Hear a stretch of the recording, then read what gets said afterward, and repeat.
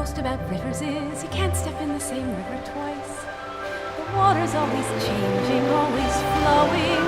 But people, I guess, can't live like that. We all must pay a price. To be safe, we lose our chance of ever knowing what's around. Okay, stop. This is so stupid. Why are we even here right now? Because the canoe trip's in 2 weeks. Canoe trip? Res Life's canoe trip is next Saturday, September 13th. Be at the Bold at 7 a.m. $15 will get you your food, transportation, and canoe. Sign up in the Bold today.